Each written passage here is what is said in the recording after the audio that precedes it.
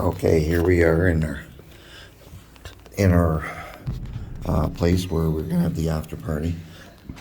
In our room that looks over the rest of the events. So here we have one of the rooms with bathroom, and we have there's Wen. No, that's our room. You don't need to be in there. You don't need to be in there. Wen, you don't need to be in there. Yeah. We have a kitchen, and there's the alcohol. Yeah, there's the rest of the alcohol.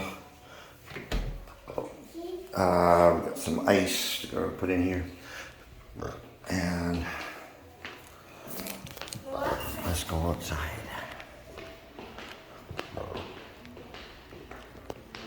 Opens into the pool area.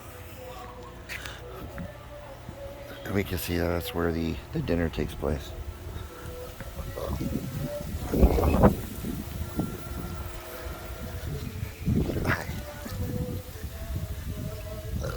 A beautiful pool.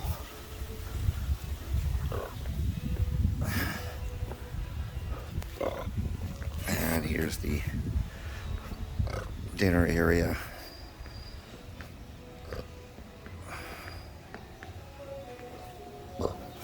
We've got,